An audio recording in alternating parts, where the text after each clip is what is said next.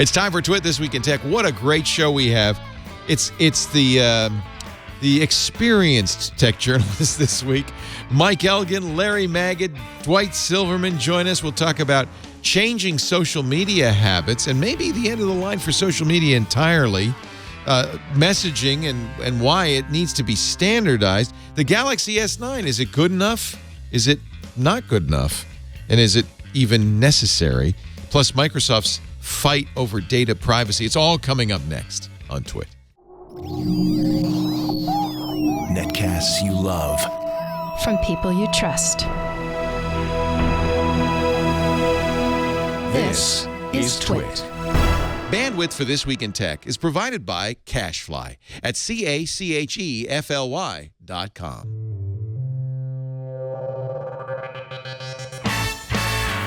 This is Twit, This Week in Tech, episode 656, recorded Sunday, March 4th, 2018. A camel with your name on it. This Week in Tech is brought to you by Blue Apron, the #1 fresh ingredient and recipe delivery service in the country. Check out this week's menu and get $30 off your first order with free shipping by going to blueapron.com/twit. And by Rocket Mortgage by Quicken Loans. Home plays a big role in your life. That's why Quicken Loans created Rocket Mortgage. It lets you apply simply and understand the entire mortgage process fully, so you can be confident you're getting the right mortgage for you. Get started at rocketmortgage.com/twit2. And by Casper, a sleep brand that continues to revolutionize its line of products to create an exceptionally comfortable sleep experience one night at a time. You can save $50 towards select mattresses by visiting casper.com/twit and using the promo code TWIT at checkout. And by Stamps.com. Buy and print real U.S. postage the instant you need it right from your desk. For our special offer, go to Stamps.com, click the microphone, and enter TWIT. It's time for Twit This Week in Tech, the show where we get together every week at the end of the week and kind of analyze what happened with some of the best tech journalists in the business. This is the Over 50 Club today, and I like doing this every once in a while. Get the senior tech journalists in the room to weigh in, starting with Mike Elgin, who's been covering the scene for several decades. He's in France tonight, and I mean tonight, because it's like almost, it's like midnight there. It's getting toward midnight. And here in France, me and the French people here, we just couldn't care less about the Oscars. Oh, really? Okay. I guess that makes sense. Bourgeois. The French have their own Oscars, right? There's some sort of French ceremony. And Jerry Lewis wins every year. I don't know. That's right. Not true. Not true. Anyway, Mike, it's great to have you. He's doing his digital nomad thing, for which he is justly famous. And we'll ask him in a little bit what the plans are. Also with us from Houston, Texas, Dwight Silverman. So glad Dwight's back in the fold. He's a lapsed tech journalist for a while. I saw the error of my ways. I'm back, baby. I am relieved. He's the tech burger at the Houston Chronicle. You should spell that with an H, so you'd be like the mayor of tech. Well, one of the things that it lets us do is we actually do have hamburger reviews and news on the Tech Burger page. So every now and then, like on our Twitter account, our Facebook account, I'll throw up one of our food critics' hamburger reviews, and everybody goes, "What? It's a tick." What? So it lets me do a running inside joke that I'm the only person who gets it. I can't go to your page. It makes me too hungry. It looks delicious, that tech burger. Also here from CBS News Radio, Larry, I got it right. Larry Magid. Yeah, very good. It's nice to see you, Larry. Good to see you. Also longtime journalist. Yeah. And you know, this over 50, one of my Facebook friends is proposing a 50 over 50. You know how Forbes has 30 under 30 where they celebrate they don't all care the about Yeah, what about us old guys? And you know, there are so few of us that we all might make it in that list. They don't care about the over 50. There's only 50 of us left. That's right. It'd be everybody. That's right. 75 over 75 will definitely make that one. This is a reunion of sorts with Larry and I. Larry and I co-wrote a book together. It was the first time I had been involved in a book. Yes, we wrote a Vista book. I had no Sold 3 idea. copies. Yes. I Yes, had sold no 3 idea. copies. My mother Exactly. bought one. My dog bought one. I think Dwight might have bought one. That was it. Yeah. Well, Yep. I like, truth is, and I'm sure that we have lots of young viewers, and they always say, you ought to get some people under 25, and that's fine.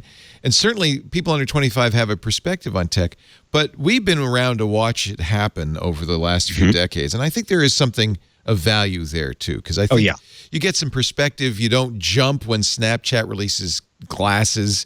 Oh, this is the next best thing. Of course, Mike liked those Google goggles a lot, the Google Glass. I do, So but maybe- the Snap glasses are something entirely differently.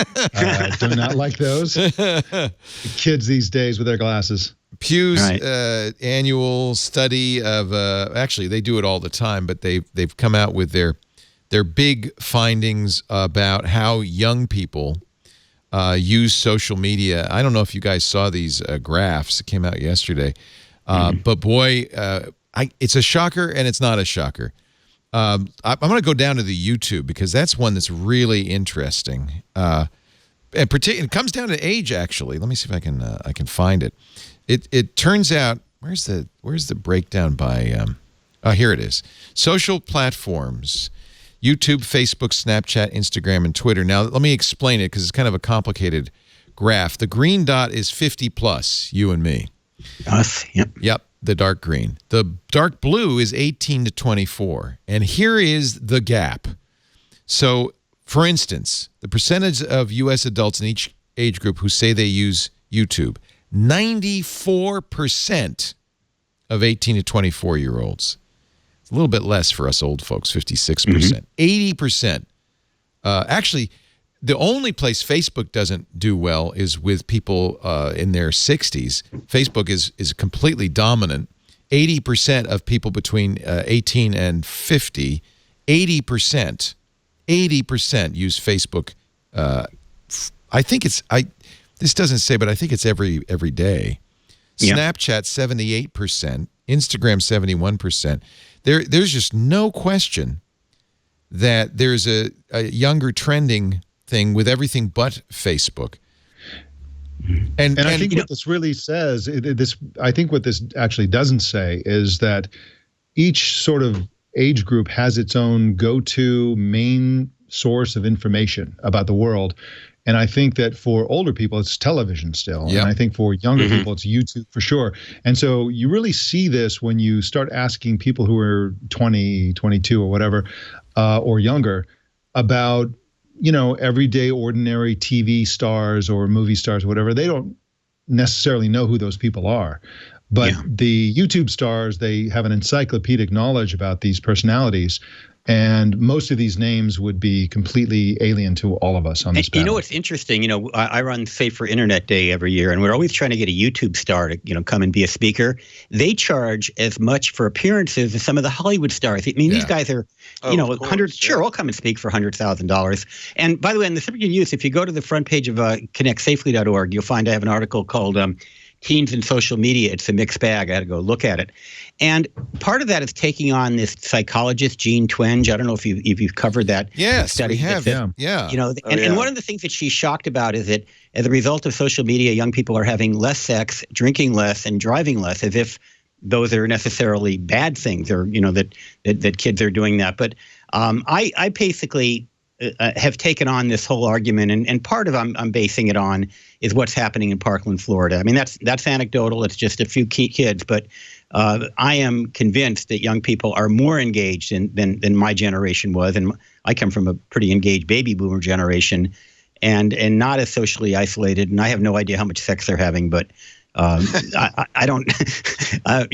Maybe that's a good thing. They're not having that much sex. But we talked a lot about her book, which is called iGen, why today's super connected kids are growing up less rebellious, more tolerant, less happy, and completely unprepared for adulthood, which is the ultimate link bait. In fact, she was so anxious to get link bait, she threw in about 18 concepts in one subtitle. But worst subtitle ever. Yeah. But those kids in Florida, I mean, I'm sorry, those kids that are leading the the gun control movement, it's pretty impressive. Are actually more like adults than the people who are running our country. Yeah. So that's right. Well, and I guess what you could say is that these are kids who deeply understand social media, and actually, as it turns out, mainstream media. And so because they're so activated by this issue, are showing a real adeptness. Well, the skills that they developed on both sides of the cell phone camera work on and mainstream media as well. It doesn't matter whether you're doing a YouTube video or you're on CNN. If you're telegenic and know how to talk to a camera, those skills are going to work for you. And they've proven it. They've also proven amazing mastery of social media. And by the way, I think Emma Gomez has far more followers than the NRA does, which is pretty remarkable. One thing that the Pew thing I don't think really addresses is it's not so much, I think, where they get their news, but how they talk to each other. Each of the generations has a channel where they talk with their friends and their family, and news just happens to be a part of it. You also see in a lot of these surveys and previous Pew surveys that people don't think of, I'm going to go to Facebook to look at news. Mm-hmm. That's not what happens. They go there to interact with their friends, and if news that interests them shows up, it's gravy. But I don't think that people jump onto Facebook and say, let's see what the news is today. Well, that may have changed quite a bit because Facebook has changed its algorithm to kind of deprecate news. The Pew study did say, they don't specifically address news, but they did say now roughly 2/3 of U.S. adults, 68%, say they are Facebook users, 3/4 of them on a daily basis. So this is actually really across all demographics. Facebook is dominant, but it's interesting. I mean, this is how much power Facebook wields. They decide all of a sudden, we're not going to do so much news. A number of news organizations fold immediately. The rest are suffering, and people still go to Facebook. It's not where they go for their nose. It's just where they go for whatever's there, right?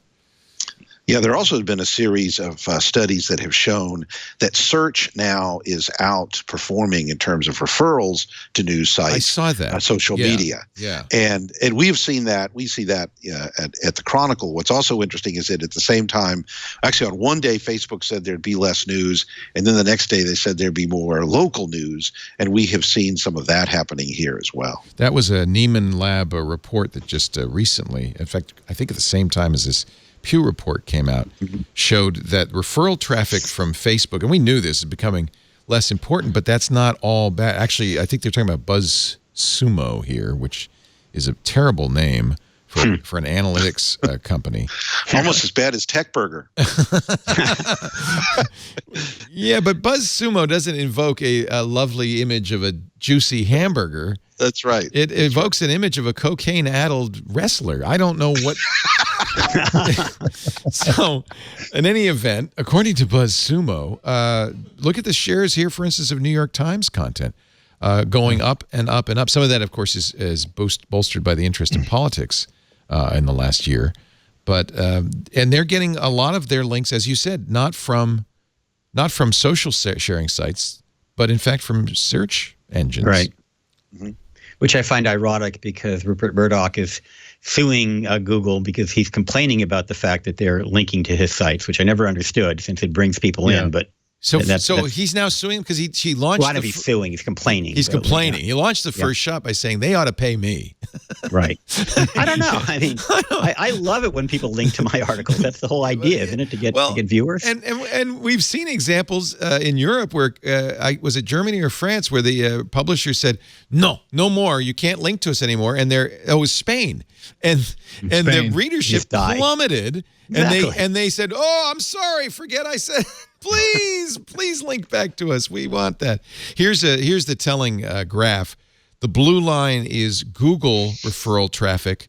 The green line is Facebook referral traffic, and the scale is over the last year. So the lines have completely shifted. It was Facebook on top, and now Facebook is well below Google. Is anybody else finding Facebook more boring since they changed the article? Yeah, I never go to it.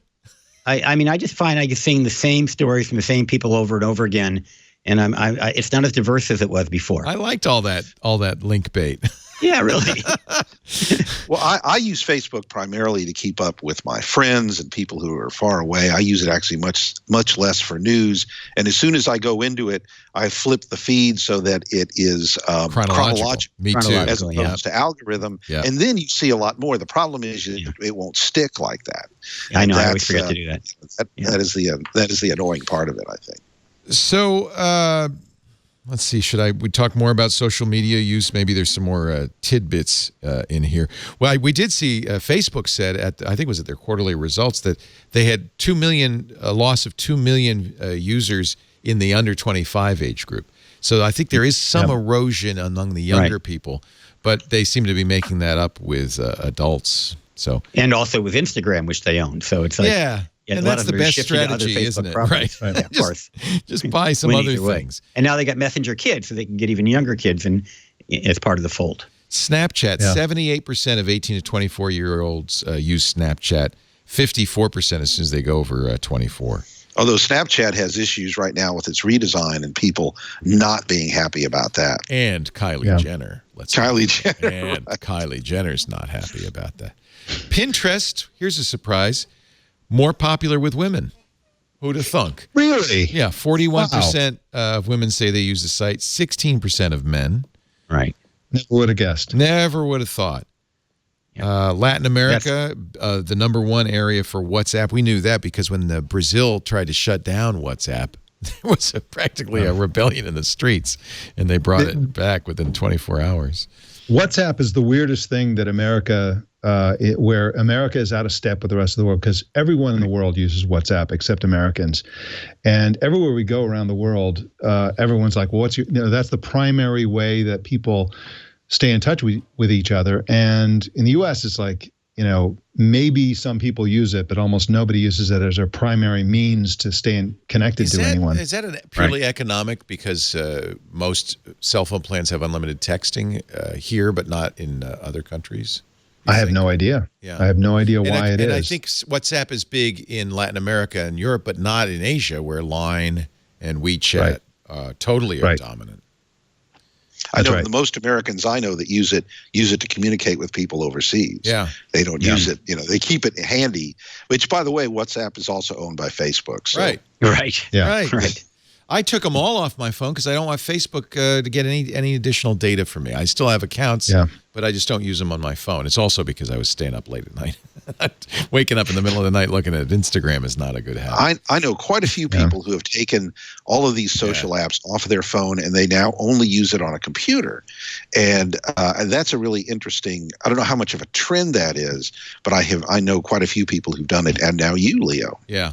But there are a lot of apps that you can't use on a computer that you have to use on a phone if you want to use them, which bothers me. I wish they would. I'm one of these people who, never goes anywhere without a laptop, and I would rather use a computer for anything that requires typing. But I guess I'm another old guy that out of touch with the youngins. Are we at a disadvantage in the U.S. because we have so many messaging platforms that it's fragmented?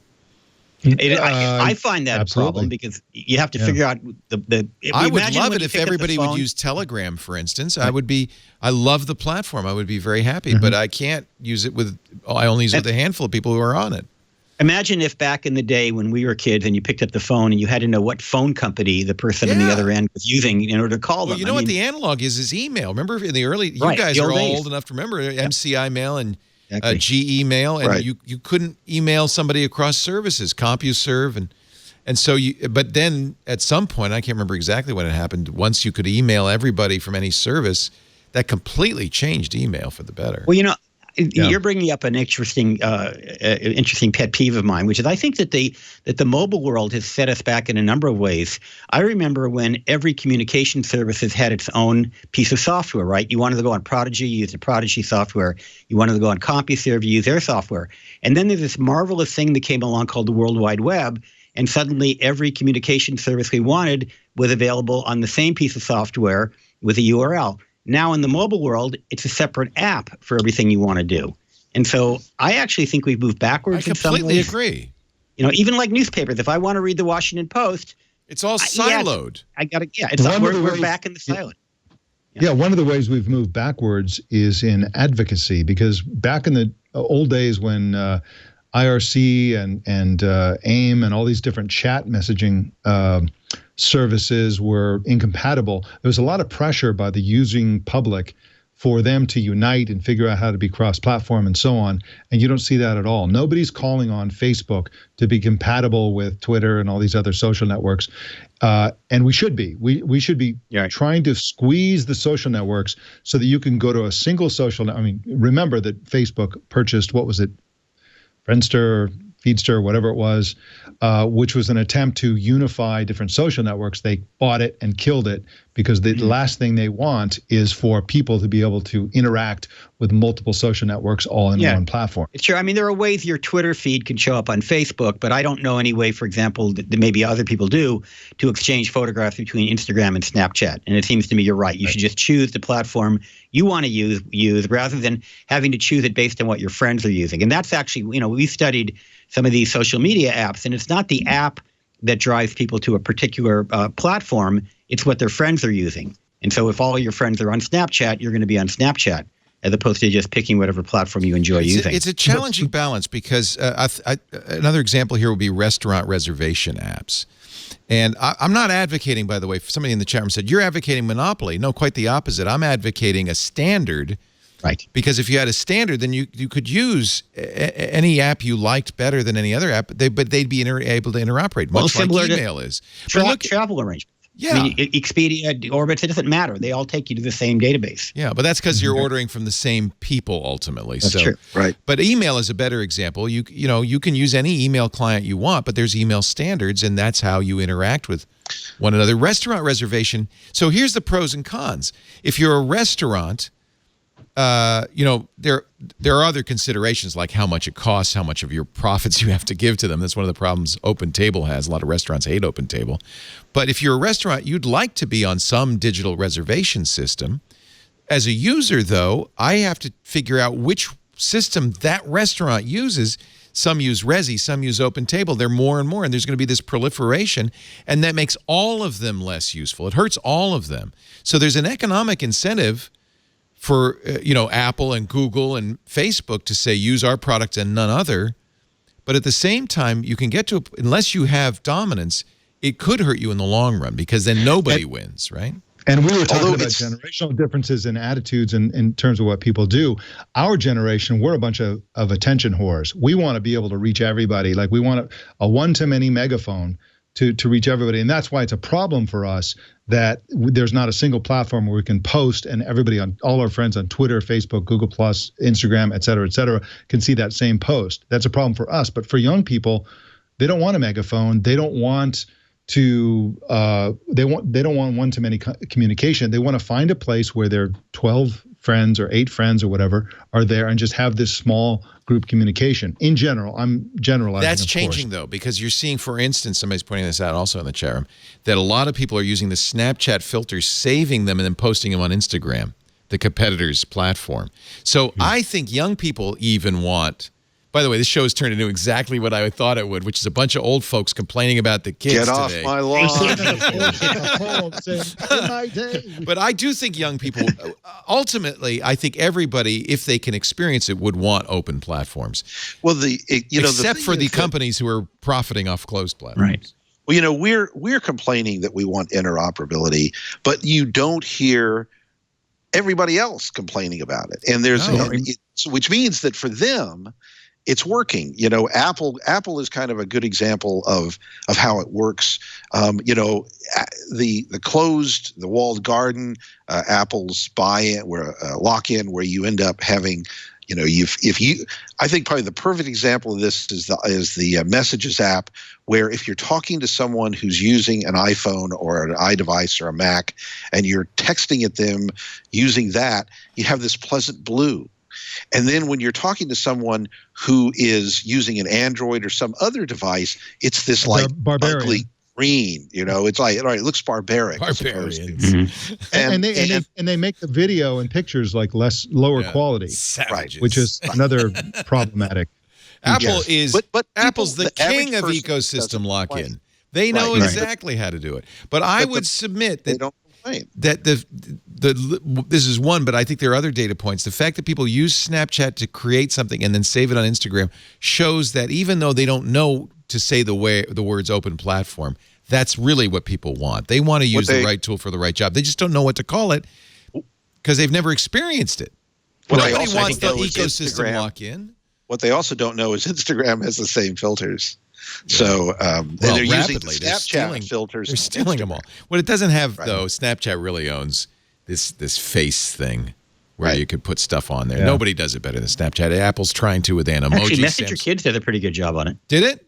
If you're under 13, yeah, for kids, yeah. So how do you stand on Messenger Kids? Because this seemed to me to be the most naked grab for power of all. Facebook created, COPPA prevents us from making under 13-year-olds use our platform. I know. We'll create Messenger for kids. All right, now you got me on a roll here. I am a big fan of Messenger Kids. Really? And I have to disclose that Facebook is a supporter of my nonprofit, connectsafely.org. We have to say that. But I was involved in pre-briefing and actually in some ways calling for it over a period of years with those guys, trying to get them to do a project for people under 13. And what I like about Messenger Kids is, number one, it's totally under parents' control. The parent's required to set up an account. The parent has to approve every single contact.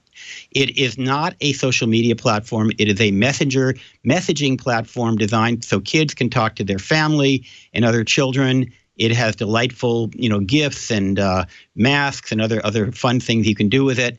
And unless the parent screws up, it's completely safe. Now, a parent can go ahead and let your creepy uncle communicate with you, but that's on the parent. It's not on Facebook.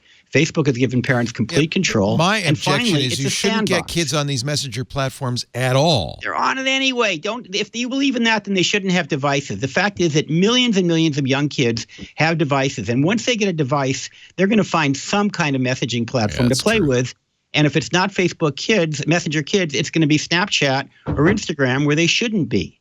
Yeah, that's a good point. That's my Campaign ideal for a scenario. commercial-free childhood. Yeah. Bunch of experts, pediatricians, child psychologists, wrote a letter to Mark Zuckerberg saying, please discontinue Messenger Kids. Younger children are simply not ready to have social media accounts. They're not old enough to navigate the complexities of online relationships. At a time when there's mounting concern about how social media use affects adolescents' well-being, it's particularly irresponsible to encourage children as young as preschoolers to start using a Facebook product. Maybe the answer is if you're a certain age, Larry, like if you're 9 or 10, you're old enough to have a device and want a device.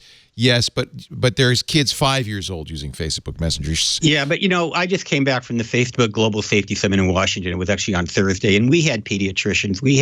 There are plenty of experts. I don't like calling myself an expert, but I've been in the child safety space now for 20 years.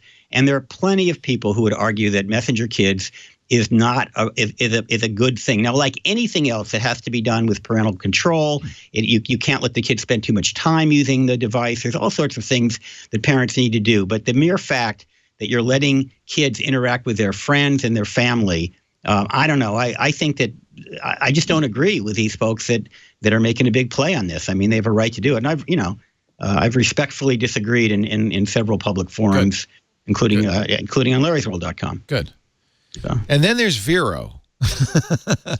Do we need another social media app? This is the social media app that has been around for several years, but for some reason that I don't really understand, suddenly... I think I know the reason. Oh, tell me. It suddenly took off. They were offering free for life subscriptions for the first 1 million users. That's the reason. It's up to 3 million now, and they said due to extraordinary demand, we're going to extend this offer. Is that the reason? Because it's free?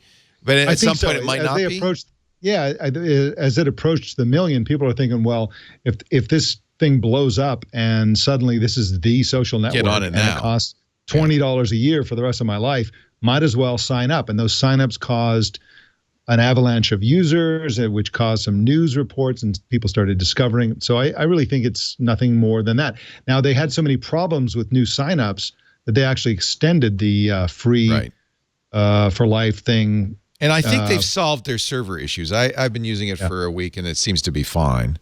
Yeah, I do like it that it's more content focused. When you start to put a post up, it really encourages you to share about a book or a movie or a picture. There are a lot of beautiful images on it. It's a pretty looking program. It also has some nice privacy controls. You choose whether people you are following are close friends, acquaintances, or followers, and you can share it with either publicly or with a small group. It's very pretty. I actually took it off my phone because too many people were joining it and I was getting nonstop notifications. Yeah. They don't have a family category, which is a little weird. That would be know, nice. It's yeah. rough around the edges. But what's great about it is it basically reminds you of how stupid Instagram is. So Instagram, you can't put links. You can't do like you have all these artificial limitations designed to keep you locked into This Instagram. has Google Plus style threaded conversation, not threaded, but conversations as well. You can have comments on there. Here's the issue though, and I'm really curious what you guys think about this because I've been debating it with everybody here at Twit. There is some question about its founder. You know, he's the son of the former Lebanese prime minister. Yeah, he's a billionaire. There was this is the Gizmodo article that kind of started it all, and I have not done any research. He denies this, but Gizmodo says that there's some evidence that his previous startup didn't pay its employees, left people to starve, did some nasty stuff. I don't know if we can prove or disprove that. There are plenty of people defending him on Vero. But I guess my question is, should we care about the provenance of a program like Vero?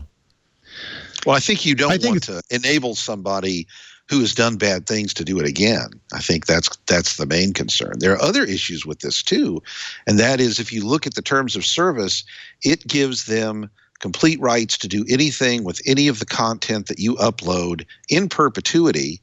To a degree that is not found in a lot of other. It's worse than Instagram's. Worse than Instagram. Okay. Worse than Facebook's. And Facebook, at one point, had the same type of language and was doing things like, if you remember the flap where they were taking people's faces and putting them next to products and say, so and so likes, so that would appear in ad. And ooh, I hated that.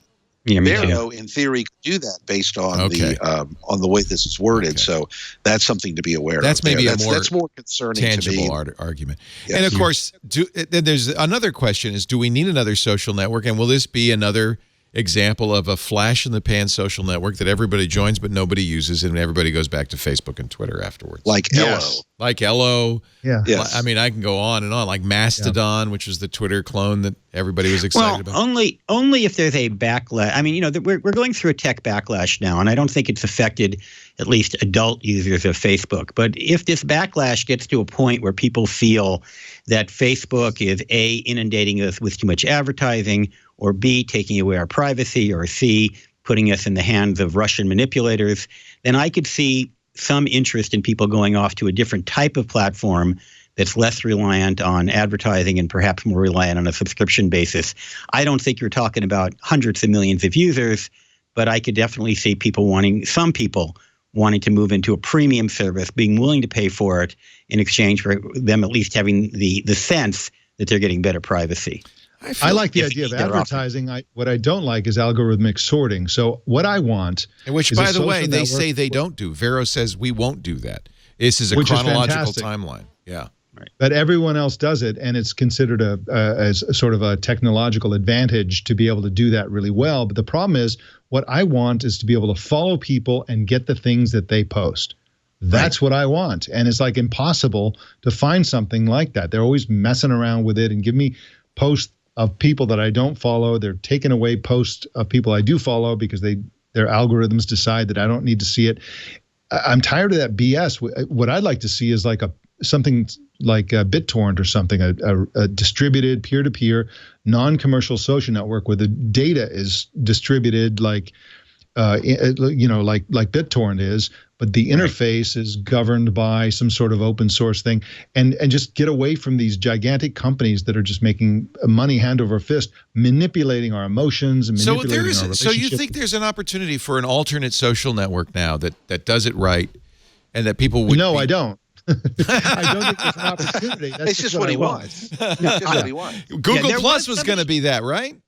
Well, there was a startup a few years ago that was reacting to Facebook. I can't remember the name of it. Hello, Diaspora. Yeah. So this is funny. Right. At the bottom of the Gizmodo article about Vero, there's other links you might be interested in. Whatever happened to Facebook killer Diaspora? What is LO, and should I even bother? What is Path? What is Google? Gab, the Twitter clone for trolls. What is Peach? These are all failed social networks designed to replace the existing. Yeah. The only difference is this backlash that's going on right now. And I don't know how much steam it's going to pick up. Yeah. It's a different time, but I don't know if it's going to pick up enough steam to drive people into the arms of a competitor. But it is happening. You know what I predict? Not just Facebook, I but think Google the and Twitter backlash as well. is against social, not against those just those particular sites, but against social in general. At least that's what I feel like in my life. I actually am glad not to visit Twitter every day, Facebook every day. And I put Vero on here. I thought it's beautiful. It's nice. I really like the platform, but I don't want to spend time there either. I think there may be a backlash that doesn't transfer everybody to the next social thing, but people may just have had enough of social. We've seen some very negative impacts on our lives. There was a piece from the, I believe it was The Conversation, which is a site that kind of puts together thinkers and different people doing essays about society. They had a really great piece at the end of last year called, and well, this is the headline I put on it because I ran it on TechBurger, but it was 2017 : the year we fell out of love with our smartphones. Oh. And it was essentially when we began to look at the devices as taking up too much time, robbing us of real life. A lot of blame of what happened in the 2016 election, I think, falls on social networks on mobile. And I think that there is, among thinkers and talkers and doers, I think there's a backlash. You don't see a lot of, I think, of mainstreamers complaining on Facebook about how they're on Facebook too much. Yeah, that's the post. And I don't think that, however, people are cognizant of the backlash. And I think over time, I think you're going to see usage cut back, and even Mark Zuckerberg has said people should spend less time on Facebook. Right. So I think he's actually advocated. He's actually argued that people should spend less time on Facebook. Now, how he means that is another question, but that was a big conversation that came up again at this Global Safety Summit. Is how, somebody said, is Facebook like a tobacco company or like a chocolate company? Oh, which is a very interesting, notion. So tobacco's purpose is, there's no such thing as a modest amount of smoking. One cigarette's bad for you, whereas chocolate, chocolate's great in moderation and kill you if you eat too much of it. I think maybe it's not, on the one hand, maybe we are tiring of it. On the other hand, I think we're as likely to give up Facebook and Twitter as we are to give up coffee. It's an addictive substance. The really bad news is that I think we're kind of plateaued with social networking and on smartphones, and we're just in this holding pattern until something really addictive comes up, and which is social augmented reality. Yep. Through glasses. I think, and also virtual reality eventually. But I think the various realities are going to be so addictive, so compelling, and so all-encompassing that we're going to look back fondly at the era when people thought they were addicted to smartphones and think, whoa, those were the days. Everything was fantastic. Remember when you could see people's eyes? Remember that? Gee, it's too bad Facebook doesn't own Oculus. Yeah. Yeah. Well, and we are primed for this because you walk down the street, you go to a restaurant, all you see is people looking at their phones. They're not looking at each other, not talking to each other. Right. I just constantly amazes me. I'll go to a restaurant and there's a family sitting there and nobody's looking. They're all on the phones. They're all on their phones. You know what drives me nuts? If you try to ask directions, when you're walking down the street of a city and you want to ask directions, everybody's either on their phone or has headphones on. There's nobody who's actually present that you can walk up to and say, hey, how do I get to 33 and 3rd? That feels like a pathology. People, Larry. Don't ask. It's on your phone. Yeah, just check. Go to Google Maps. Who needs directions? But I have to say it's kind of an American thing, and I think to a certain extent an Asian, Japanese, Korean, Chinese thing. Here in France, you never see anyone. I'm the only person I've ever seen wear AirPods or earbuds in public in France or Greece or any number of countries. People are not buried in their phones. In many European countries, this is not happening now. Okay, so that's interesting because I remember sitting outside of Notre Dame in Paris 10 years ago and seeing everybody walking around looking at their phones, and I was flabbergasted. This was before. They're all tourists. They're all visitors. No, this was before it was happening in the U.S. Text messaging was very big in Europe before it happened. First, right. Yeah. And maybe they've just gone to, maybe that's the future because maybe they've come full circle ahead of us. Anyway, you guys are doing exactly what I was afraid of. The modern world. I hate it. I love it. No, you guys are great. You guys are great. I'm so glad we could get Mike Elgin here. He's visiting from France today, and he'll be going back to France right after the show. I'll be going to see the Oscars right after the show. I don't know what Larry Maggid's going to be doing. He's from CBS News Radio. I might go into San Francisco and see a play. It'd be empty. It'll be deserted. It's a great time to drive I know. around. That's why there's so many cheap seats. Yeah, Bring your phone. What show are you going to go see? I'm looking it up right now because I can't remember the name of it. Isn't that weird? It's called, I'm bringing it up right now, Born Yesterday. It looks kind of dumb, but Is it based on the old Judy Holliday Born Yesterday? Yeah, it's based on that. And my wife's in Pittsburgh right now, so I'm all alone. Hey, perfect. Perfect. I might just go see a play. See a show. You really are an old man. And then I'm going to go see the opera. And Dwight Silverman, who actually acts as an old man on stage in the theater, as well as writing for Tech Burger at the Houston Chronicle. Great to have all of you. And I'm Oscar bound after this too. No, I don't know why, but I'm hooked on this whole thing. I just love the Oscars. Our show today, you know what I'll be doing? I'll be cooking up a nice meal.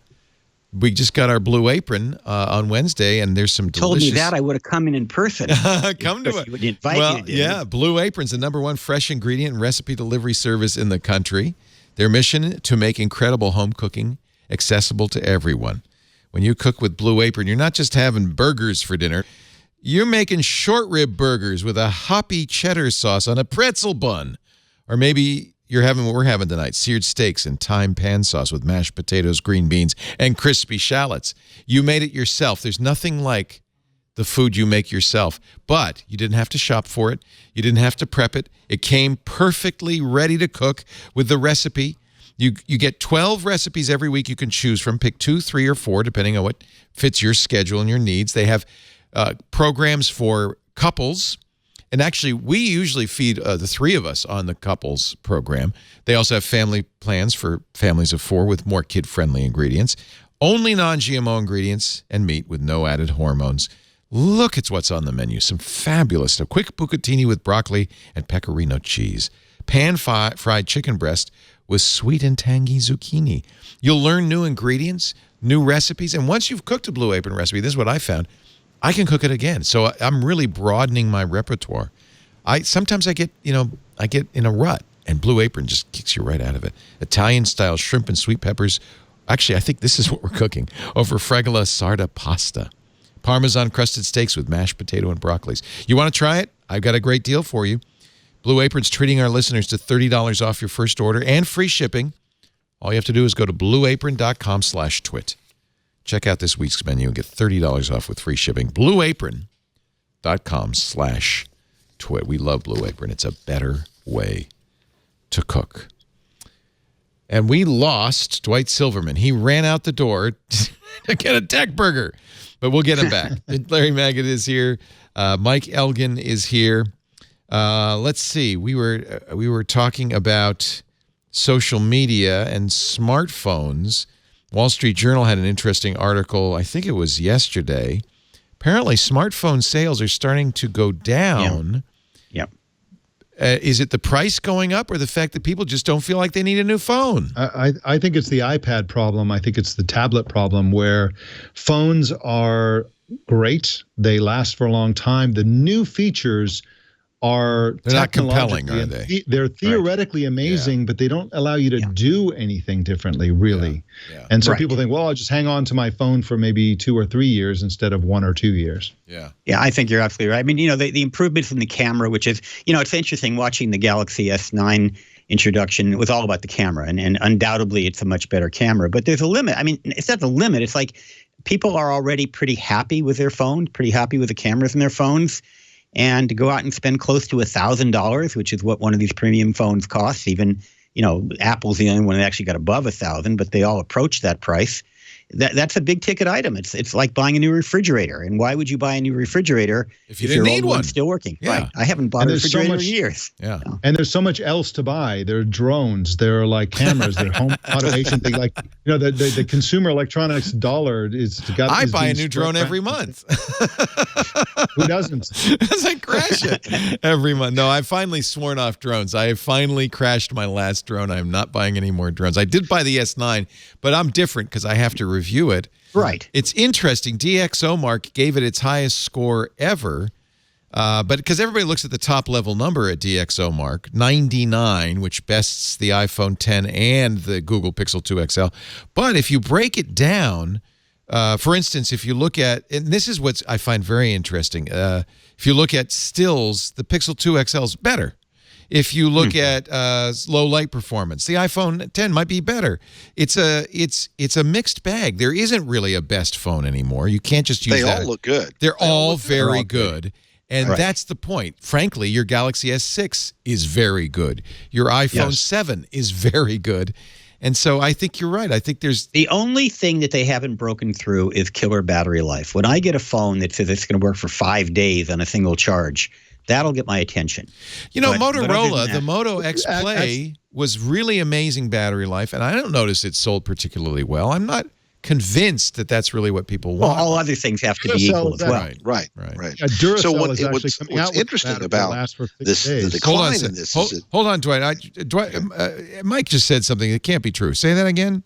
Yeah, Duracell is coming out with a phone that has a 16,000 milliamp hour battery.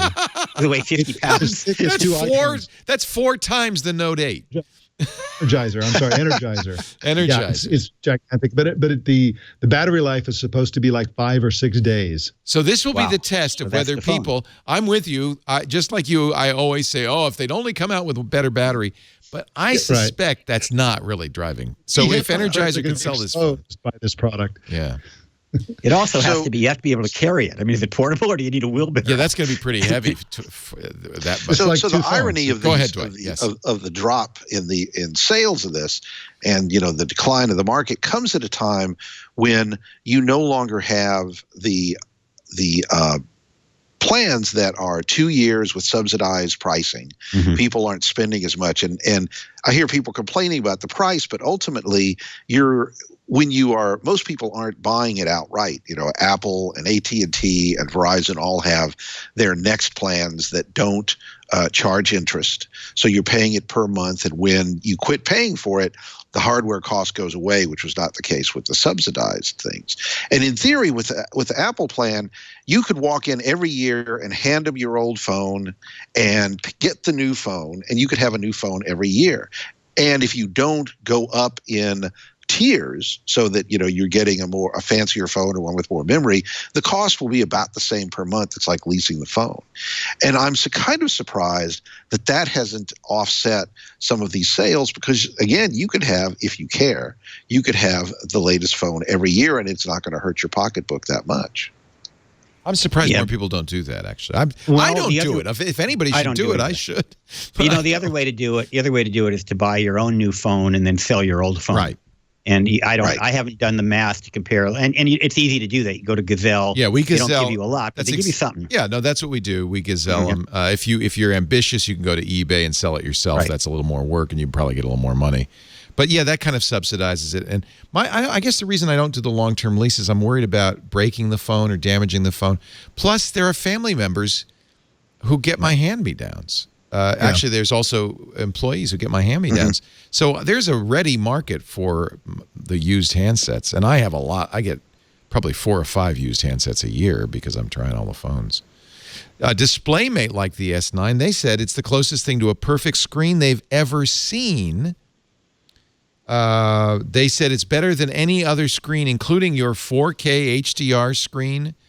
They raved over the S9. How does the average person tell the difference between yesterday's best screen in history and today's? I mean, you're absolutely right.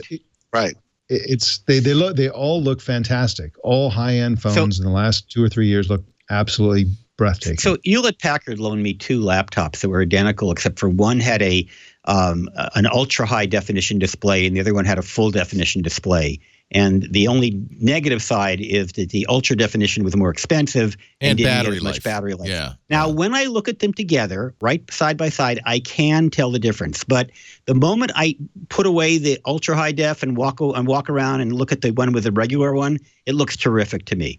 I don't even care. I watch movies on it, and even when I was testing both of them, I didn't even bother walking across the room to get the ultra high definition. It just didn't add up to anything that really increased my appreciation of whatever I was watching. So I agree. I think that and again, I'm sounding like an old fogey here, almost like a Luddite, but I do think that it's almost like Adam Osborne's infamous statement, sometimes adequacy is sufficient. Right. That having the best and the greatest isn't necessarily something that everybody's going to appreciate. Actually, I think you sound not like an old fogey, but like a real person. I think one of the hazards of being a tech journalist is we are so enamored of the new. Right. We get all the stuff to play with. Yeah. That we forget that normal people are not, they're buying refurbed phones. They're in this Wall Street Journal article, they quote somebody saying it's like a Mercedes. I want a Mercedes, but I'm not going to buy the brand new Mercedes off the lot. I'm going to wait a couple of years and buy it used.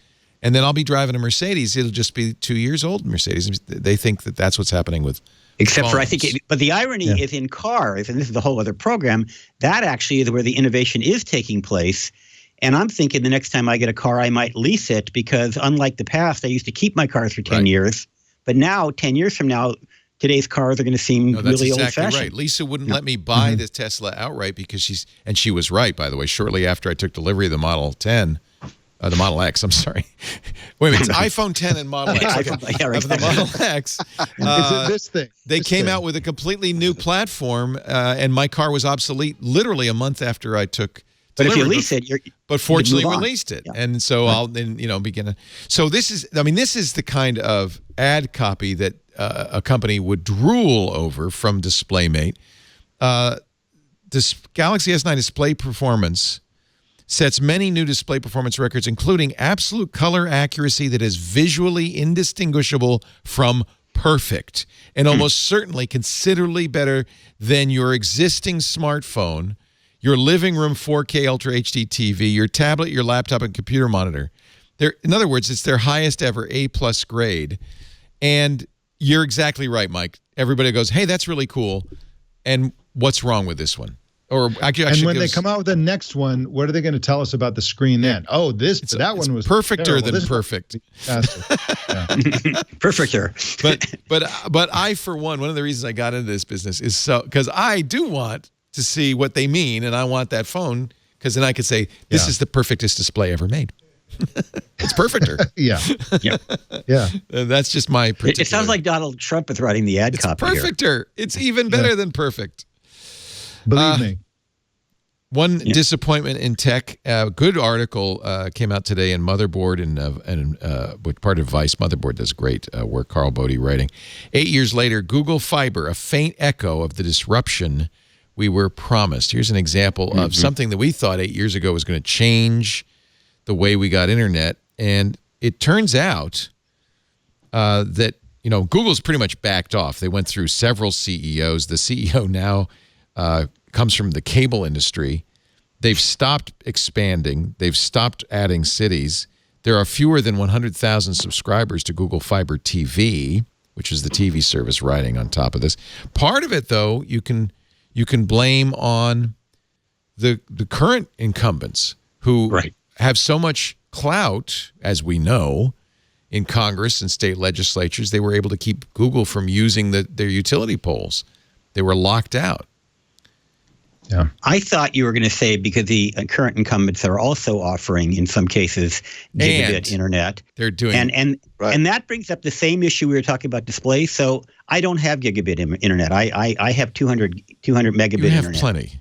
And that's the thing. I have plenty. And it's funny because I've been thinking about I'm on Comcast now, and I'm thinking I could save money by going to AT&T, which only offers 50 megabit. And there's something inside of me that says, no, there's no way I'm going to cut my performance by 75%. But the reality is that if I did go to 50 megabit, it would still be adequate for my needs. And I probably but wouldn't you notice the don't difference. have 3 teenagers in your basement all watching YouTube, Netflix, and you don't have.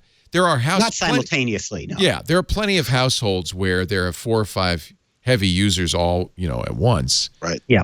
I mean that's common in our house. There's only 3 of us, but we're watching probably 3 HD streams and we are too. And with our 200 is way more, it works I don't know whether 50 would be adequate for that, but we have plenty of bandwidth without the gigabit. So even though if gigabit were available, I'd probably get it. It just happens. Of course you would. You'd be crazy. We have 10 gigabits down and up here. We can't use that. There's no machine in the building that can use more than a gigabit, but I got it. You have it. You have it. So I think this article touches on this, but I take issue with the premise of it. I think Google Fiber was very disruptive, mainly because I don't think we would be at 1 gigabit with Comcast and AT&T if they hadn't done it. I know that when they came into Austin, it completely tore up the market there, and AT&T quickly rushed in and did 1 gigabit. And they even offered it here in Houston out of fear that Google Fiber might come here. So even though they didn't show up here, just the possibility that Google Fiber would come in, AT&T and Comcast both now offer gigabit services. And I think that you can thank Google Fiber for that. But I think, so Austin was always going to have fantastic internet connectivity. I think the failure comes from the idea that I think deep down we kind of hoped that the rural areas in the United States would sort of leapfrog, go from horrible to wonderful. But in fact, that never happened. So that's kind of the rich got richer in terms of bandwidth. Well, and if you want a positive spin on it, it could very well be that everybody's waiting. Google's certainly waiting to see what 5G offers, and that will help rural areas. Wireless is always good for rural areas.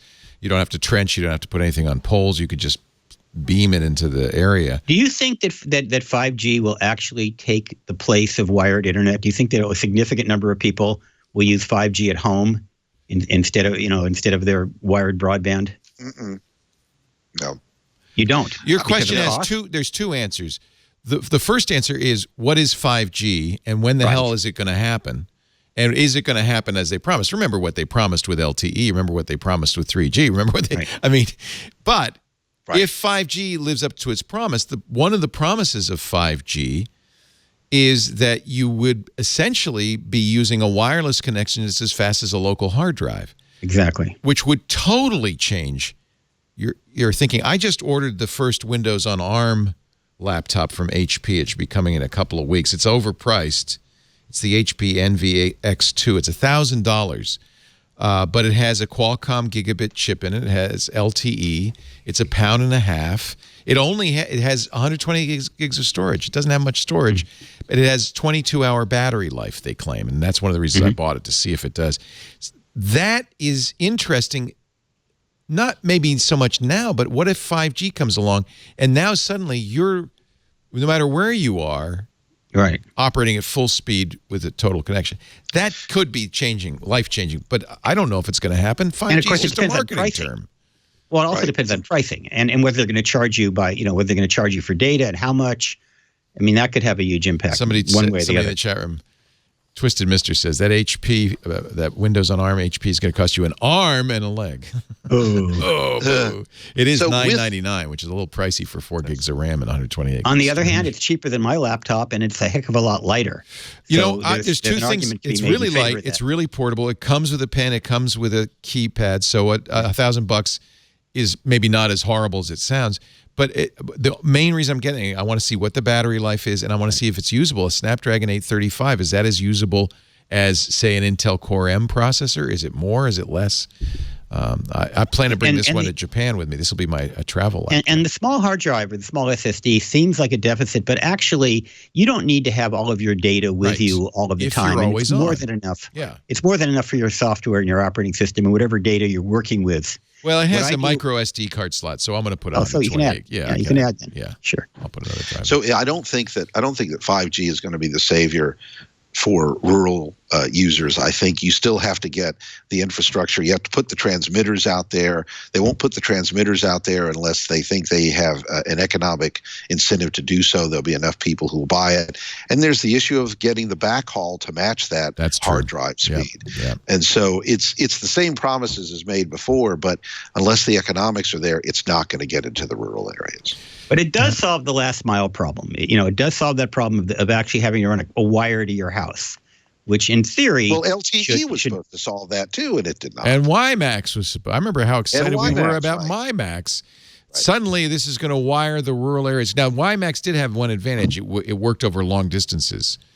I don't know whether micromillimeter will. I suspect it won't, and I think that's going to be a problem with 5G. But I don't know enough about it. It's such a soft definition. It really is going to depend on how or what gets implemented over the next couple of years. Let's take a break. Mike Elgin, what are you drinking tonight? Anything delicious? Rio, I'm glad you asked. We had dinner with friends, and we opened a 1985 bottle of Bordeaux that was out of this world. I hate myself, Leo. Oh, man, I'm so jealous. Oh, God. Bordeaux is my weakness, I have to say. And yes. Man, is that good. It's my kryptonite, absolutely. I'm so jealous. Although, Mike, when he came back from Georgia, and I don't mean Atlanta, I mean Tbilisi, Georgia, brought me a bottle of Georgian wine that was really good. It was very drinkable. You liked it? No 1985 Bordeaux, but it was really good. Yeah. I liked it a lot. Okay, well, good. I'm glad you don't have anything else in front of you because it's getting to be that hour. I don't want you falling asleep on us. Also with us, Larry Magid. He's a little closer to home from in the San Francisco Bay Area. He is on CBS News Radio nationwide. ConnectSafely.org is his website to help kids be online safely. He's an expert. And from Tech Burger himself, from the Houston Chronicle, our good dear friend Dwight Silverman. I love doing shows with my old friends like you guys, talking about this stuff, because I really think that we get it. You kids, you don't get it. We get it. You know, it's also fun when we're on with younger folks as well, because occasionally you do mix up the generations. Yeah. No, we. But I remember one time when Jerry Purnell was on with me, and I can't remember who else, but again, probably it was Dvorak. Like, it was probably Dvorak. Yeah, the Purnell average age was like 90 or something. I have to say, I'm very sad Jerry passed away. I really miss Jerry. He was quite the character. We didn't always agree, but he was quite the character. I was such a fan of his science fiction that the first time I was on with him, it was like, I'm on with it. Larry Purnell. I can't talk. I found the other day, I have to see if I can. So Jerry Purnell was playing, was it the Simpsons game or We Rule? I think it might have been We Rule, one of those farming games. And I was playing, we were playing together. And in this game, the mechanics of the game, he gave me a book. And it said on my screen, Jerry Purnell just gave you a book. And I snapped that when I saved that one. That's my claim to fame. I played a game with Jerry Purnell. Our show today brought to you by Quicken Loans, the folks who have really swept the nation #1 in customer satisfaction 8 years in a row. If there were an Oscar for customer satisfaction, they would win it. That's in mortgage approval and mortgage servicing, 4 years in a row, #1 in customer satisfaction. But even with all those awards, they could have rested on their laurels. But even with all those awards, they said there's something wrong with the mortgage business. This loan approval process is not working for us. You go to a bank, you fill out a 20-page application. Then you go home and you got to go through find paperwork, find pay stubs and bank statements. And they keep coming back and asking for more, and it just is it's old-fashioned. It's inefficient. They created a technological, client-focused service for a loan approval that is fantastic. It makes me want to buy a house just to use it. Rocket Mortgage from Quicken Loans. And we've had our house now for 4 years. We bought it 4 years ago. We went to the bank. We did that whole thing. It was awful. It took a month. They kept coming back and asking for more. Rocket Mortgage, not months, not weeks, not days, it's minutes.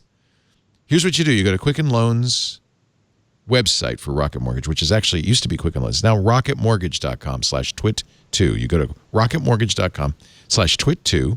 You answer a few simple questions you already know. There's no 20-page application. They have trusted relationships with all the financial institutions. So all you do is you share your information with them at the touch of a button. They crunch the numbers based on income, assets, and credit. They'll analyze all the home loan options for which you qualify and find the run that's right for you. You choose the term, the down payment, the rate. You get the loan you want, and it takes minutes. Minutes! And it's so nice with that big green button that says you're approved. You could do this at an open house, show the realtor, and make an offer there on the spot. Rocket Mortgage by Quicken Loans. Apply simply, understand fully, mortgage confidently. To get started, go to rocketmortgage.com/twit2. That's rocketmortgage.com, twit and the number 2. Equal housing lender, licensed in all 50 states, and MLSconsumeraccess.org, number 30. 30. We thank Rocket Mortgage by Quicken Loans for their support. rocketmortgage.com/twit2. I think we have a, what Dvorak used to call a house ad, a promo for some of the things you might have missed this week on Previously on Twit. As you know, I'm very into creating a charging station. Michael tweeted out a picture of his charging station. Wow, he either has a super big iPhone. Yeah. They look like my Dr. Evil chair. Aren't they adorable? Triangulation. I have the distinct honor of welcoming a true geek, someone who you've probably seen if you've run in the sci-fi and fantasy circles. It's Mr. David Hewlett. I think before I actually realized you could be an actor, I wanted to be a Time Lord. The amount of time I spent trying to build a sonic screwdriver is embarrassing, because it just seems so logical to me. All about Android. If I was on a Galaxy S7, I'd even have problems justifying the purchase price, because the camera on something like the S7 was just fantastic. So in that sort of respect, there's no real reason to go for it. And there are certainly people out there that are still rocking in a Galaxy S4 and a Galaxy S5. To those people, I say the S9 is definitely worth it. Security Now. All of the evidence suggests that Celebrite may now be able to unlock from iPhone 5 through iPhone 10. Twit. Say hello to the NSA. They're listening. Jason, we've got Leo's Tesla in front of us. We've turned into giants. That's what really happened. Okay, so this is Oh, I don't even want to know what they did to that. Did they mess with that on Know-How? Let's talk about this story. This is comes from Forbes, but I think it's reported elsewhere as well. Celebrite, which is the Israeli company that's widely believed to be the company that broke the San Bernardino iPhone, the one the feds begged Apple to unlock and then said, never mind, I think we got this. They have announced, it's probably good marketing, that they can even get into the iPhone 10, any model of iPhone up to iOS 11.2.6. So, yes, this is actually, this is exclusive to Forbes. This is something that they've discovered recently. Generally, these require vulnerabilities in the iOS operating system, and that's something of a concern. And these companies are holding on to these exploits. They're not telling consumers because then they can sell their services to law enforcement, not just in this country, but all over the world. And so we don't get the security update, and they get to spy on us. And we don't know who else is spying on us. We if it's possible to crack these iPhones, then is the NSA doing it? Are the Russians, the Chinese, the North Koreans, et cetera, doing it? Are the nefarious criminal hackers doing it? There's no way to know until much, much later when we find out after it's long too late. But the question is whether this is something that's, sometimes there's a theoretical possibility of being able to exploit something, and then there's something that's genuinely exploitable in some sort of practical way. So it's early days on this particular one, but we'll see if we'll see what Steve says about this. And does this require physical access to the phone, or is it something you can do remotely? Because there's a huge difference when they actually have to have your phone. Here's what Celebrite told Forbes, quote, with its service offering, Celebrite can retrieve, without needing to root or jailbreak the device, the full file system to recover downloaded emails, third-party application data, geolocation data, and system logs. Agencies can provide the device already unlocked, furnish the known passcode or use Celebrite's advanced unlocking services to unlock the device. So they do need physical access. Yeah, they need physical access. Once the device is unlocked and or extracted, it is returned to the originating agency. Any extracted data is also sent to the agency. Oh, here's the good news. In encrypted form to ensure privacy. Fantastic. Well, thank goodness. Of course, they're not telling anybody how they do it, and that's my big problem with this, is that there is now a strong, they have $1 million contracts with law enforcement. It gets Apple off the hook. In a way. It may be who knows, for all we know, Apple's telling them, hey, by the way. Yeah, exactly.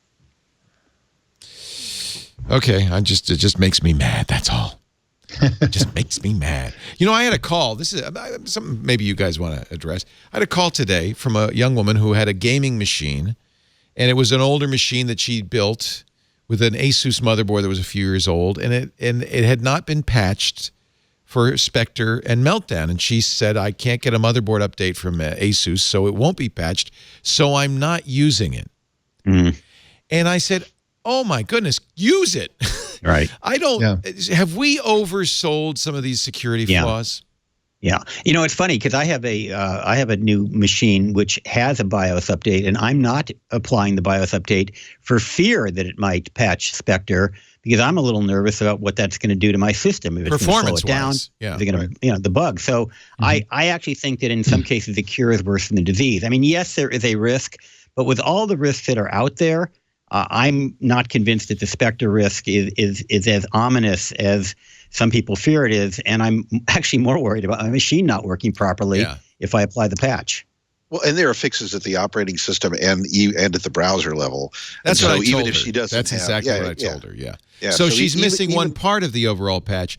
The risk is low. I told her, just do what we've always told you to do. Keep your system up to date.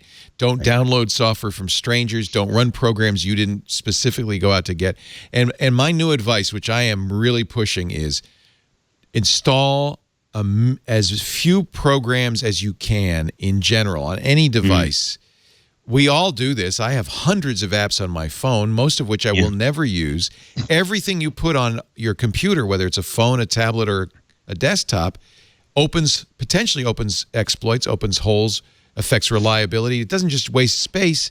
It could be a security flaw. Don't install it. And if it's a mobile, it also affects the battery operation, or it could. Yeah, and location information. I think there's a lot of companies. I'm starting to see this. I believe there are a lot of companies out there who are actually pushing dopey iPhone and Android applications just to get on your phone, because there's so much value in the data they glean from just sitting on your phone that they're just desperate to get on your phone. Right. Yeah. By the same token, I think back to your original question, there's a huge mismatch between the threat of certain things that could happen and the the sort of the energy behind it. So you go to a lot of websites and they insist on this ridiculous password, and the thing that they're protecting is nothing. It's worthless. Right. It's there's no data, there's no nothing. It's like, so it's very important to realize that security threats will be with us forever, and they will always but you have to remember, what is the threat? What could happen?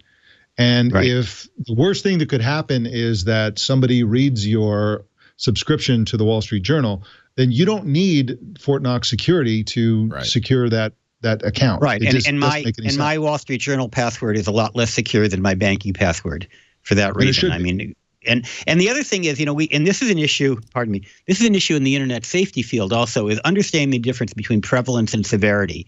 Sometimes these very, very severe threats, whether you're talking about, kids being abducted or machines being taken over and manipulated, are horrible, but statistically unlikely to happen.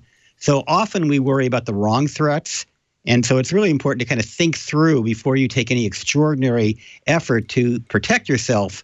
A, what is the likelihood of it happening to you? And two, what are the consequences of it happening? And often the things that are the most severe are the least likely, but the things that are less severe but still extremely annoying are most likely. So that's what I think that's true. Are consumers, are normal people equipped to judge the risks? I mean, I think the burden is on us. On experts, exactly. To be, there's so much temptation to oversell the threat. Again, link bait, that really, I think it's incumbent on tech journalists who have the knowledge to share that information and say what the risks are. Right. And I'm guilty of this. I mean, this poor woman was terrified, probably because I'd been talking for weeks about Spectre and Meltdown. And for security companies not to oversell the danger, because obviously I can see why it meets their marketing thing. But this is a problem, and this isn't recent, but there was a time when McAfee would everything was incredibly, the world's falling apart. If you don't install our software, you're going to die in a matter of minutes. And it got to the point where I stopped recommending their software. Their software is actually pretty good, but their marketing was so fear-mongering that I thought they were doing more harm than good. They've gotten better since Intel bought them. So these are old critiques.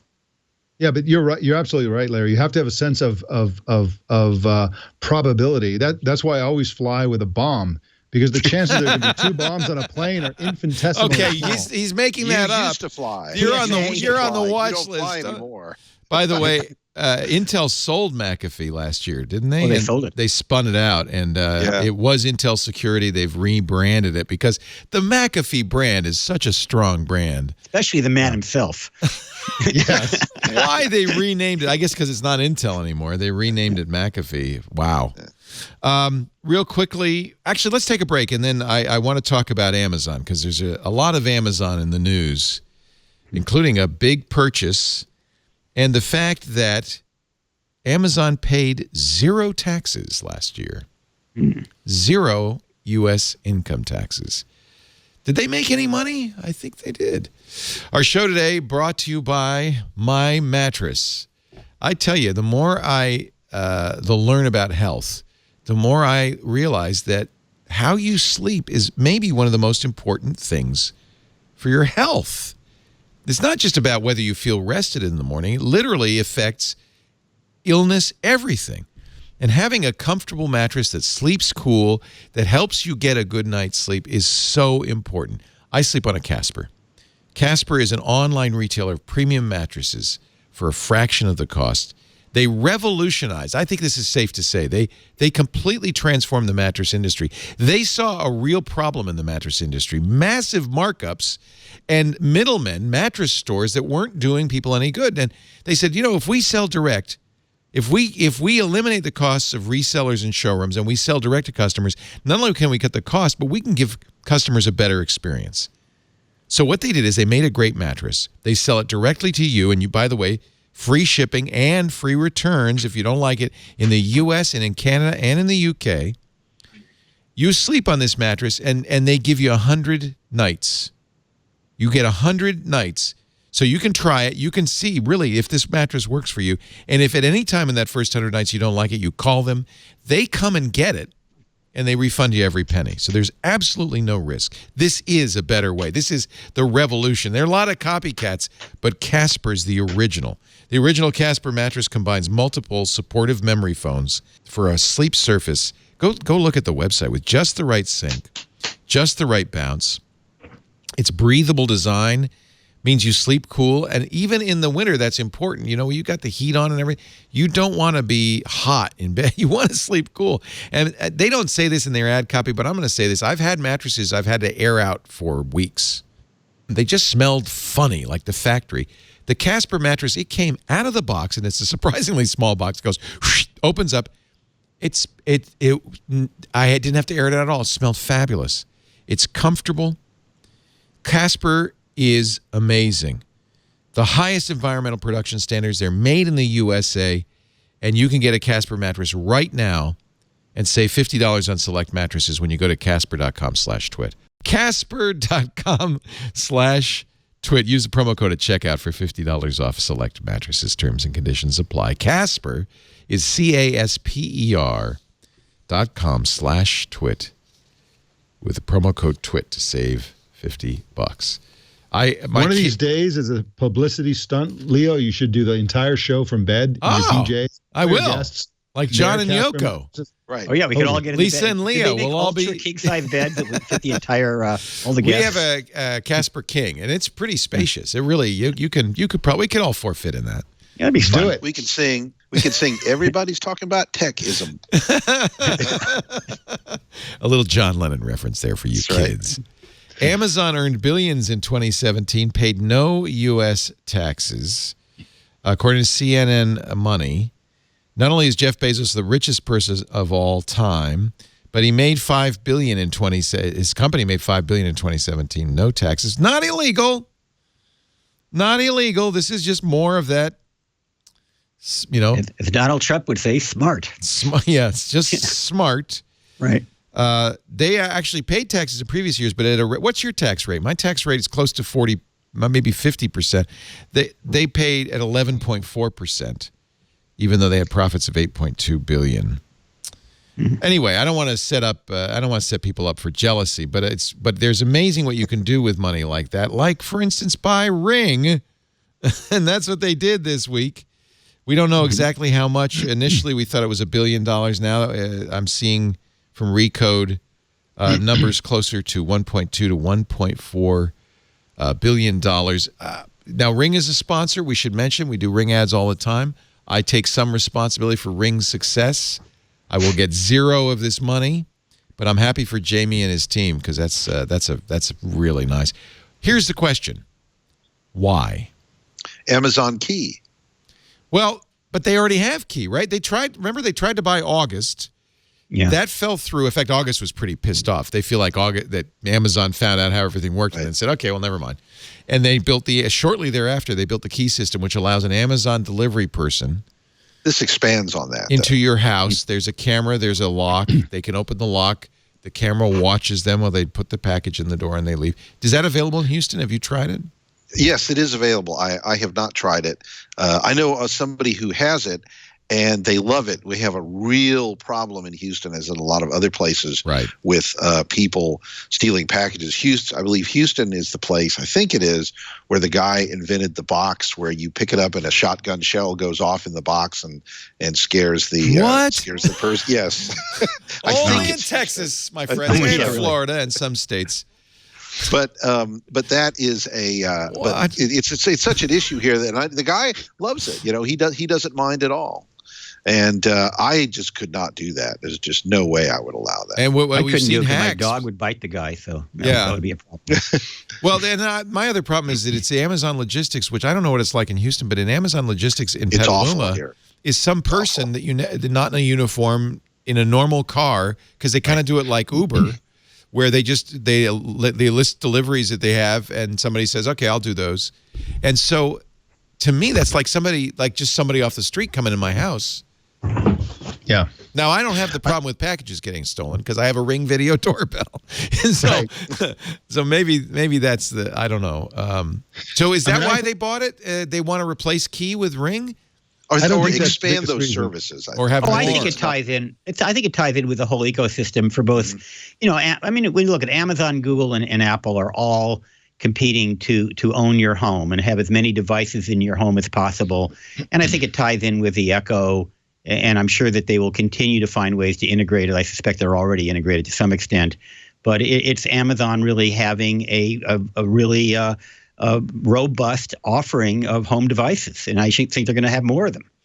Does Ring do anything other than a doorbell? They have basically it's a doorbell for the front door, and then they attach the doorbell to lights. So it has security lights, kind of the same thing. But they did, remember this, they were going to launch last Christmas a home security system, and ADT sued them.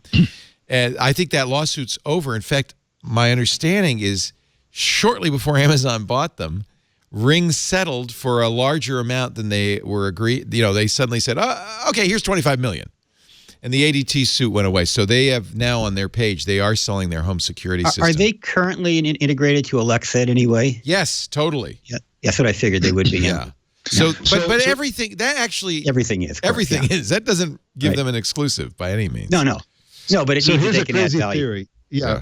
So Amazon is famous for a number of things, and one of them is having a kind of quasi-Orwellian employee situation where they watch their employees in a microcosmic way. Everyone's clocked in, they monitor their location, and they're about to launch inevitably into this world where Amazon employees will be doing the lion's share of deliveries to the front door. Yes. And this is a way for them to monitor their own employees and their performance and their behavior.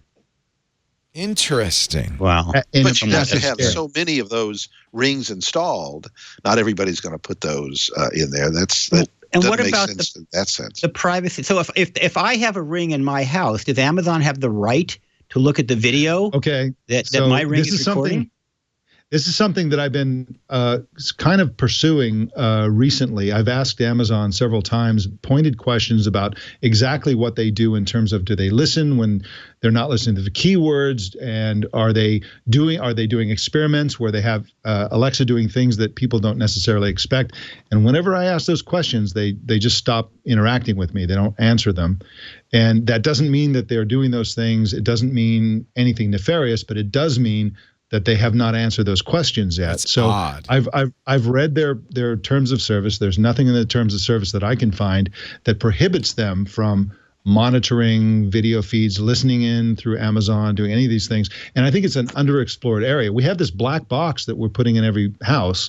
And I'm not a conspiracy theory minded person or suspicious of tech companies as a rule, but in this case, I'm a little concerned about Amazon because they hold it so close to the vest. They don't tell us exactly what they're doing. They have a history of, for example, with the Fire Phone, of when you take a picture of something, they're also transmitting the audio back to Amazon and doing God knows what with it.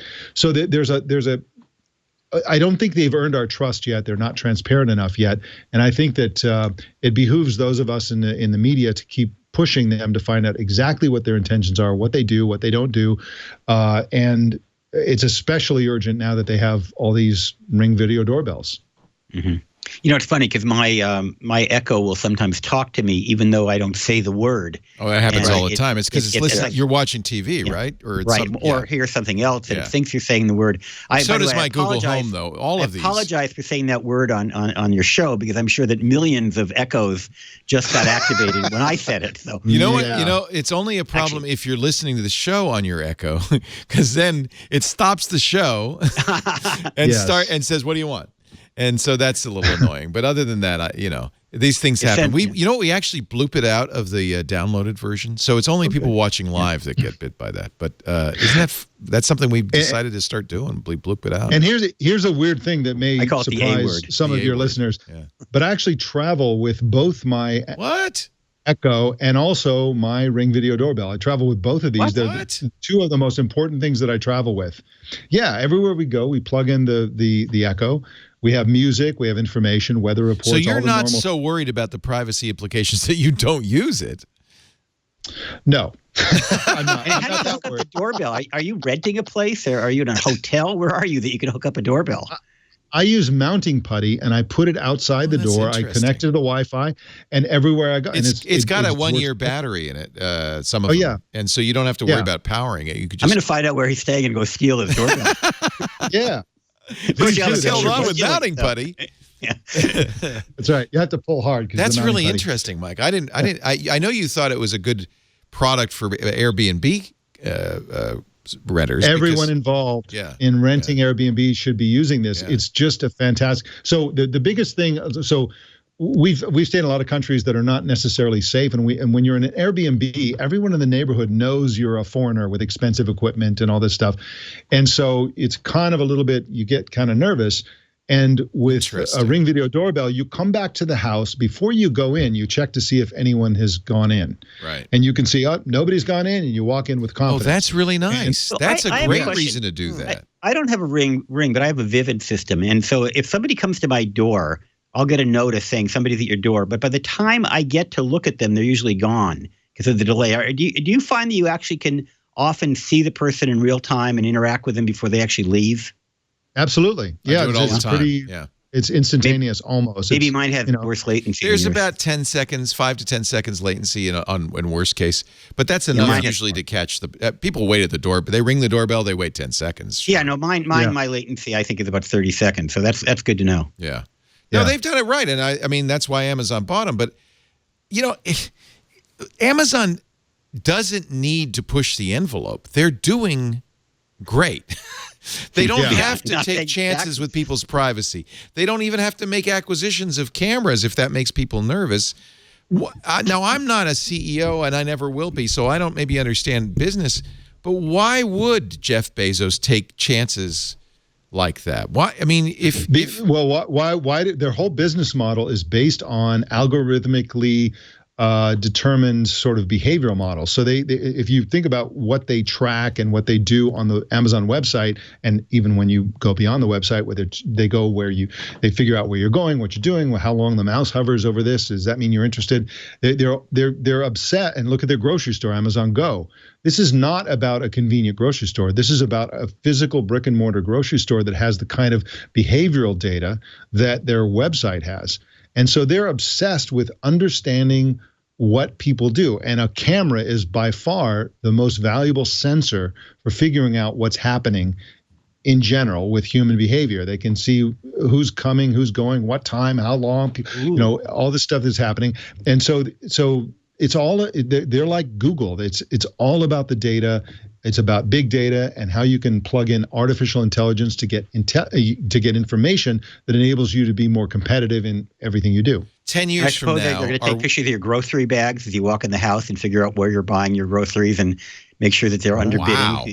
Yeah, maybe. Wow, that's interesting.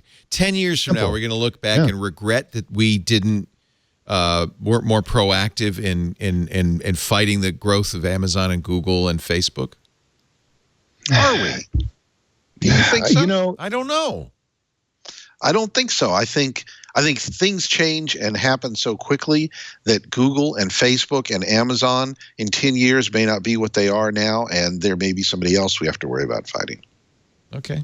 It just it's funny you say that all the time. I remember during the antitrust case against Microsoft, and I was I kind of sympathized with the Justice Department at the time, but Bill Gates made a statement in front of the Senate. He said, it could very well be that some company comes along and they wind up taking a big part of our business. And of course, he didn't at the time know that Google was about to eat his lunch when it came to the internet.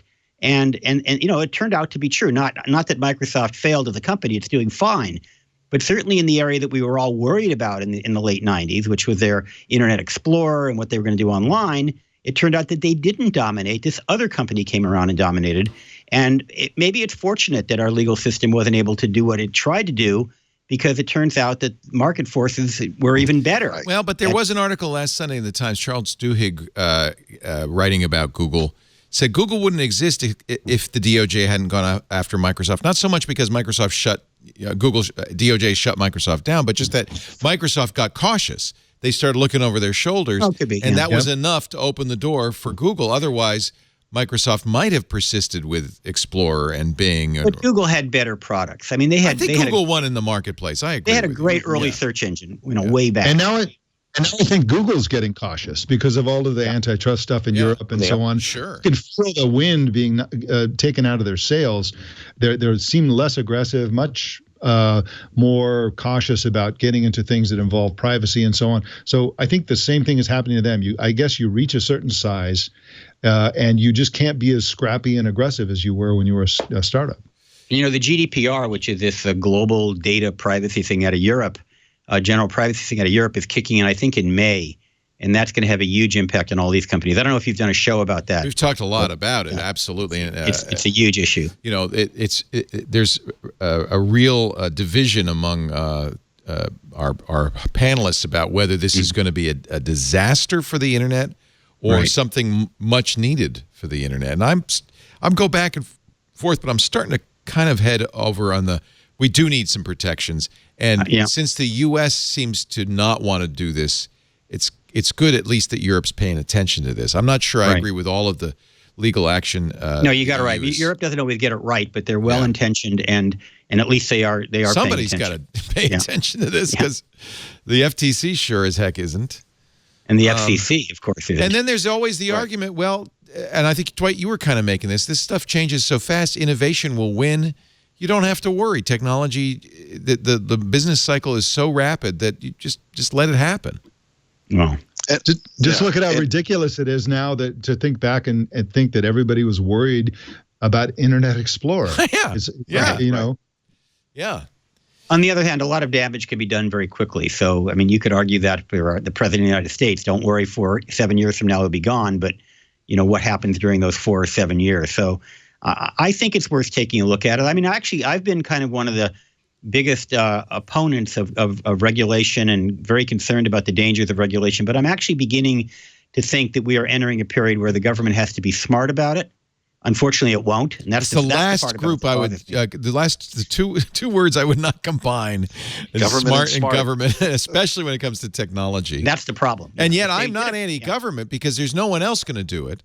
No one's going to self-regulate. So I think that it's just government in terms of reflecting the needs of society is the only choice. But we got to get libertarians smarter. in the chat room all condemning us yet?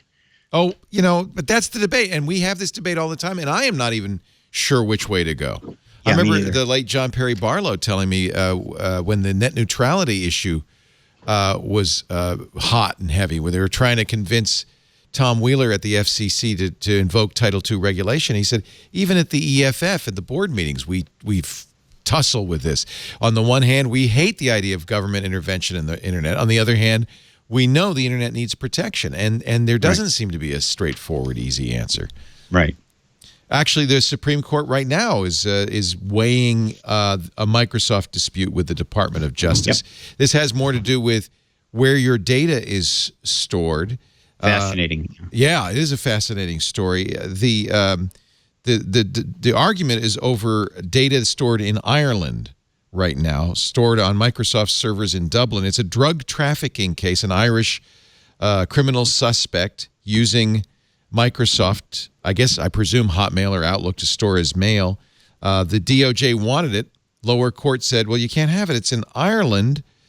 But now it's up the Supreme Court. The DOJ has brought it all the way to the Supreme Court. And while it's very hard to read what the Supreme Court's going to do based on oral arguments, which happened Tuesday, it does seem that at least a few of the judges are very sympathetic to the Department of Justice's stance, which would have an interesting impact on U.S. business because, internet is not national, doesn't respect borders. Right. But the problem is the Irish authority might have something to say about it. Even if the Department of Justice thinks it's okay to dip into a server house in Ireland, Ireland has a different perspective on this. So, and the other problem is, a lot of our laws, or a lot of our privacy laws, are still based on the notion of physicality, right? And this notion, they're based on filing cabinets, right? That you can go in and what you can do with a filing cabinet. But when you're talking about cloud storage, it's a whole different animal, which gets into the, a lot of the privacy laws. And there's a corollary to this story with the case of Apple starting to store Chinese customer data in China, along with the encryption keys to access their data in China. Mm-hmm. And that's, the other thing is that while Microsoft says that the data is stored in Ireland, in a lot of cases, particularly with cloud computing, and certainly in the case of Google's approach to it, the data is everywhere. There may be a bit of it in Ireland. There may be a bit of it in the U.S. There may be a bit of it in Brazil. And so, the data may live globally as opposed to in one particular location. Right. Yeah. And ultimately, it's not about the location. It's about the segregating the data for people who are citizens of a specific country, and then governments trying to determine what can be done with that data. It really doesn't matter where the data is stored. That's kind of a little bit of a misdirection. It's about control over what happens with people's data and trying to bring those under national laws. But I don't know all the details on this government thing, but obviously U.S. persons are involved in this case. So it's not purely, the victim, somebody here is in the United States. So it's not purely like we're trying to break into some internal Irish issue here. Right. The government does have an interest in this data. The question is whether they have a legal right to access it. Right. Has Ireland said anything specifically about this case? I believe they have. Have they not? I believe they said you got to get a warrant or whatever the Irish equivalent of a warrant is. But Microsoft controls it. I mean, and Microsoft's a U.S. country. So company, a company, country. That was a Freudian slip. Right. They used to be a country. Yeah. But the warrant you could serve on Microsoft that would be valid in Seattle isn't valid in Dublin unless the Irish authorities say it is valid. Well, I'm sure they'll have something to say about it. It's a challenge, and that's part of the problem is that internet data doesn't respect national borders. Let's take it. Mike, I'm not sure necessarily that it's a distraction. I think if you were going to have a good lawyer arguing that case, I think that would be something that they would definitely bring up if they wanted to keep Google. I mean, if they wanted to keep the Google data private. Our show today brought to you by Stamps.com. If you are doing any mailing in your business, and I think most businesses do, brochures, packages. If you're an eBay or an Etsy or an Amazon seller, I'm sure you're using the U.S. Postal Service for at least some of your mail. Stamps.com is the easiest way to access all the amazing services at the post office without having to go to the post office. In fact, without having to leave your desk. That's why we use it here. Our employees don't have to get up and leave the office to go to the post office. They can buy and print real U.S. postage whenever they need it, right from their computer and their printer. Stamps.com never closes. You can print postage for letters or even packages 24/7 when you need it. Any package, any class of mail. In fact, Stamps.com will save you money by suggesting less expensive classes of mail. You could mail this media, things like that. There's a great USB scale, so you always get exactly the right postage. Never have to. I still get packages from companies, PR people, product review units that have licked stamps and like 100 of them going around the side of it. And it's just not a professional look. Stamps.com, you can print right on the envelope or print a label for your package, exactly the right postage. It actually gets handled better because the indicia, the barcode that's on these labels, makes it easier for the post office. You don't have to have any equipment. You don't have to have special ink. Nope, it's not a postage meter. You got everything you need right now with your computer and your printer. Stamps.com. Click, print, mail, and you're done. I use Stamps.com. And right now, you too can enjoy the Stamps.com service with a special offer that includes a 4-week trial, plus postage, plus that digital scale. All you have to do is go to Stamps.com, click the microphone at the top of the homepage, and enter TWIT. That's our offer code, and that'll let them know you heard it here first. Stamps.com. We've been using this for years. We've been talking about them for years, and I'm happy to do so because it's a great service. Stamps.com. Use the offer code TWIT. Stamps.com is convenient, easy, reliable, and efficient. And they have my stamp of approval. GitHub this week survived, and this worries me a lot, the biggest DDoS attack ever recorded. Get ready for this, 1.3 terabits per second. Now, it didn't last very long because DDoS protection, of course, GitHub had DDoS protection. Akamai's Prolexic service, they took over. After 8 minutes, the attack backed down. But the fact that an attacker could launch a 1.35 terabit attack, and it was almost certainly an amplification attack, which means that the attacker didn't have to have much bandwidth at all. Could have had a DSL dial-up modem. But because they were taking advantage of about 100,000 Memcache servers owned by businesses and other institutions that were just sitting online with no authentication, simple thing to do, the attacker just sends them a special command packet. The server replies with a much larger reply, and boom, 32 terabytes. That's just crazy. This the previous largest DDoS attack you remember from the end of 2016 when it brought down the internet when the Dyn DNS service was brought down. But this was even bigger. Look at this. This is it. This is the picture. This is the spike. Whoa. Yow. Yow is real-time traffic. But it's kind of interesting how the mitigation's happening and how quickly it's happening now. People are amazing. Yeah, they're prepared for this stuff. You have to throw a lot of bandwidth at the. Do we assume this is a state-sponsored attack? I mean, that's what's interesting about amplification attacks like this. It doesn't have to be. It could be literally could be a script kiddie, because this Memcache flaw is well known. That's what's really. See, I don't want to oversell security problems, but there is an issue when security problems. It's not just your computer. It's not just you're getting ransomware. You're being used for these kinds of attacks. Then it's a public health issue. Frankly. No, it's very similar to why you want to take a flu shot, assuming they work. Yes, because it's not a matter of just protecting yourself; it's a matter of protecting the herd, and that's definitely true when it comes to to cybersecurity. It's almost a patriotic thing for us all Yes. to protect our systems so we don't mess up other people's systems. Yeah. Yeah, it's not about you. It ain't Not about you. exclusively about- Well, it's partly about you. Partially about you. It's you and everybody Yeah, I don't else. want to get the flu or spread the flu. Right. Wow. There's not a whole lot to say about it except that it happened, that it took advantage of, unpatched Memcache servers, and that capability really doesn't require a nation state. It doesn't require. I think the biggest part of this story, that at least the one that I'm most impressed with, is the fast recovery. That's amazing. That is truly amazing. And that's a complete shift.